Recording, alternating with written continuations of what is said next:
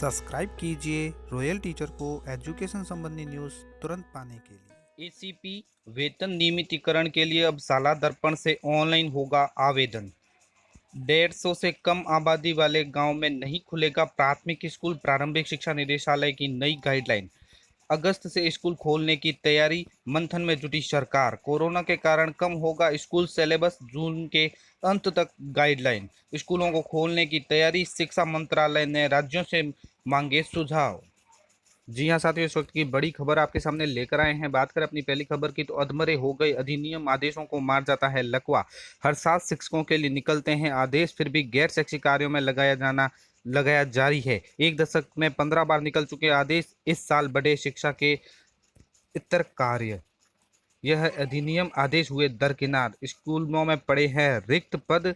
अधिनियम क्या है वो भी आपको दिखा देते हैं कि अनिवार्य बाल शिक्षा अधिकार अधिनियम 2009 की धारा 27 के तहत शिक्षकों को गैर शैक्षिक कार्यों में लगाया नहीं जा सकता। यह प्रावधान है कि किसी भी शिक्षक को 10 वर्षीय जनगणना, विभीषिका, राहत कार्यों, कर्तव्यों या यथास्थिति स्थानीय प्राधिकारी या राज्य विधानमंडलों संसद के निर्वाचनों से संबंधित कार्यों के अलावा किसी भी गैर शैक्षिक प्रयोजनों के लिए आयोजित अभिनियोजित नहीं किया जा सकता। लेकिन फिर भी निदेशालय से ब्लॉक ऑफिसों तक में ऑफिस लिपिक का कार्य करवा रहे हैं शिक्षकों से। साथ ही सरकारी स्कूलों के शिक्षकों के जो मूल कार्य है वो मूल कार्य से उनको भटका भी रहे हैं। मूल कार्य वो पूर्ण रूप से भटक चुके हैं और उनसे मूल कार्य प्रभावित भी हुए हैं। अन्य राष्ट्र हित में जिन कार्यों को कराया जाया है वह स्पष्ट परिभाषित है। क्या कहते हैं सौरभ स्वामी, वो भी बात बता देते हैं कि अभी जो आदेश निकला है उसके मायने सिर्फ कोविड-19 से ही है।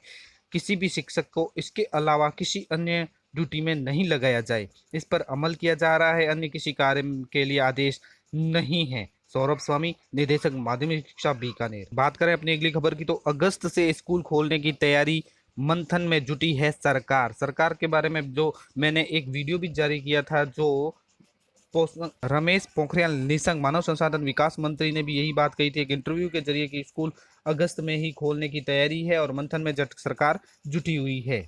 बात करें अपनी अगली खबर की तो बेरोजगार हुए 43 लाख लोगों को मिलेगा निःशुल्क राशन। जो भी बेरोजगार है अस्थायी रूप से, उन 43 लाख लोगों को सरकार है वो निःशुल्क राशन देगी। खाद्य एवं नागरिक आपूर्ति मंत्री रमेश चंद्र मीना ने भी यही बताया है कि जो रोजगार काम थे उनको अब 43 लाख लोगों को निःशुल्क राशन सामग्री दी जाएगी जो अस्थायी रूप से बेरोजगार हो चुके हैं।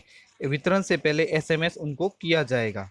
बात करें अपनी अगली खबर की तो स्कूलों को खोलने की तैयारी में शिक्षा मंत्रालय ने राज्यों से सुझाव मांगे हैं। मानव संसाधन विकास मंत्रालय ने देश भर में स्कूलों को लॉकडाउन के बाद खोलने के लिए राज्यों से परामर्श की प्रक्रिया शुरू कर दी है। कोविड-19 की महामारी की वजह से देश भर में मार्च के आखिर हफ्ते से स्कूल, कॉलेज, यूनिवर्सिटी और संस्थाएं, शैक्षिक संस्थाएं बंद है। मानव संसाधन विकास मंत्री रमेश पोखरियाल निशंक ने ट्वीट किया, मैंने मानव संसाधन विकास मंत्रालय स्कूल शिक्षा साक्षरता विभाग की सचिव अनीता कारवाल को निर्देश दिया है। वह सभी राज्यों के शिक्षा सचिवों के साथ बैठक कर रही है जिसमें वह छात्रों के स्वास्थ्य और सुरक्षा, स्कूलों में सफाई के उपाय और राज्यों में ऑनलाइन डिजिटल पढ़ाई से संबंधित मामलों पर चर्चा करेगी। मानव संसाधन विकास मंत्रालय ने सूत्रों में बताया कि स्कूल शिक्षा सचिव अनीता करवाल ने राज्यों के शिक्षा सचिवों से बातचीत की है और आने वाले महीनों में स्कूलों को खोलने के अलावा ऑनलाइन और डिजिटल शिक्षा के बारे में बात हुई है।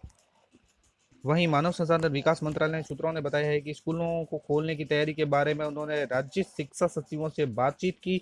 उनके अलावा छात्रों की सुरक्षा और स्वास्थ्य एवं स्कूलों की सफाई के उपाय के तौर पर प्रशासन की ओर से क्या प्रबंध किए जाए इनके ऊपर भी चर्चा हुई। आरबीएसई 521 नए सेंटर अब है, प्रवेश पत्र होंगे आज से जारी। प्रारंभिक शिक्षा निदेशालय की नई गाइडलाइन, 150 से कम आबादी वाले गांव में नहीं खुलेगा प्राथमिक स्कूल। यानी नए सरकारी स्कूल खोलने और क्रमोन्नत करने के प्रस्ताव जो जिला कार्यालय की ओर से आधे अधूरे या बिना अनुशंसा के भेज दिए जाते हैं। ऐसे प्रस्ताव राज्य सरकार को भेजने से पहले आपत्ति लगाकर पुनः लौटा दिए जाते हैं। वहीं एक और बात कही है यहाँ पर कि प्राथमिक विद्यालय खोलने के लिए नजदीक के स्कूल से कम 1 किलोमीटर दूरी होना जरूरी होगा। संबंधित गांव की आबादी 150 से कम नहीं हो। इसी प्रकार प्राथमिक से उस प्राथमिक विद्यालय का उन्नत करने के लिए सरकारी स्कूलों नजदीक स्कूल से कम 2 किलोमीटर दूरी होना आवश्यक है। साथ ही कक्षा 5वीं में शून्य नामांकन नहीं होना चाहिए। बस्ते का वजन होगा कम, एक किताब में 5 विषय आएंगे। त्रैमासिक पुस्तकों का होगा वितरण। कक्षा 1 से 5 तक बच्चों के लिए एक ही किताब में होगा अध्ययन।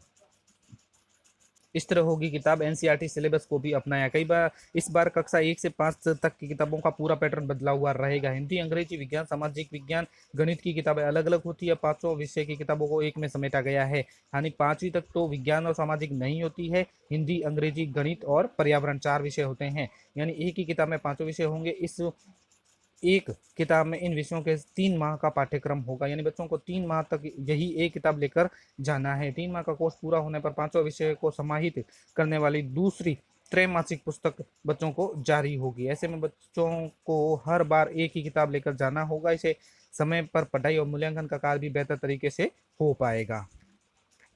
बात करें अपनी अगली खबर की तो कोरोना के कारण कम होगा स्कूलों का सिलेबस। जून के अंत तक आएगी गाइडलाइन। गृह मंत्रालय ने स्कूल खोलने की मंजूरी के बाद जारी होंगे राज्यों के लिए निर्देश। सेशन 2020-21 में स्कूल सिलेबस को कम करने की योजना है। मानव संसाधन विकास मंत्री रमेश पोखरियाल निशंक ने मंगलवार को ट्वीट करके यह जानकारी दी। उन्होंने लिखा कि वर्तमान परिस्थितियों को देखते हुए बहुत से पेरेंट्स व टीचर्स की रिक्वेस्ट के बाद हम आने वाली एकेडमिक ईयर में के लिए सिलेबस घटाने व इंस्ट्रक्शन का घंटे कम करने के विकल्प पर विचार कर रहे हैं। कोविड-19 के चलते लंबे समय से स्कूल बंद है। संसाधनों की कमी से बड़ी संख्या में छात्र ऑनलाइन क्लासेस अटेंड नहीं कर पा रहे हैं। ऐसे में लगातार सिलेबस कम करने की मांग उठ रही है। बता दें, secretary of the school education and literacy Anita Karwal द्वारा स्टेट एजुकेशन सेक्रेटरीज की मीटिंग लेने के बाद यह घोषणा की गई। प्रदेश में शिक्षा सचिव मंजू राजपाल इस मीटिंग में शामिल हुई। उन्होंने अनुसार स्कूल कब खुलेंगे यह फैसला गृह मंत्रालय को लेना है। तो कोरोना को लेकर हर राज्य की स्थिति अलग है। वहाँ स्कूल कितने समय से बंद है इसी के अनुसार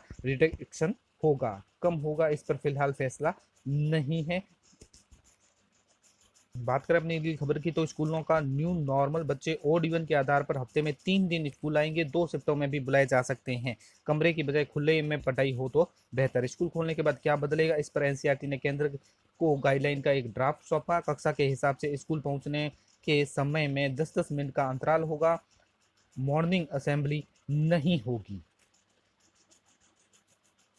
एनसीईआरटी ने स्कूल को खोलने को लेकर सरकार को गाइडलाइन का ड्राफ्ट सौंप दिया है। इसके अनुसार स्कूल खोलने के बाद एक कक्षा के बच्चों को अब एक साथ नहीं बुलाया जाएगा। इसके लिए रोल नंबर के आधार पर ओड इवन फॉर्मूला लागू होगा।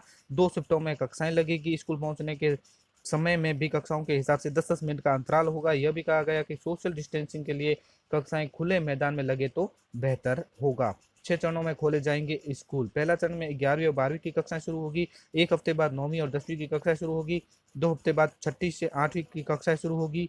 3 हफ्ते बाद तीसरी से 5वीं शुरू होगी और 4 हफ्ते बाद पहली से कक्षाएं शुरू होगी। 5 हफ्ते बाद अभिभावकों की सहमति से नर्सरी की केजी की कक्षाएं भी शुरू की जा सकेगी। इस क्लास में बच्चों के बीच 6 फीट दूरी रखना होगा जरूरी। बच्चे कॉपी पेन पेंसिल खाना शेयर नहीं कर सकेंगे। फ्रंट लाइन पर होगा बताना होगा अभिभावक। बड़ी खबर वीडियो अच्छी लगे तो जरूर लाइक शेयर और सब्सक्राइब कीजिए। पास में आने वाले घंटी के बटन को जरूर दबाएं एजुकेशन संबंधी न्यूज़ तुरंत पाने के लिए।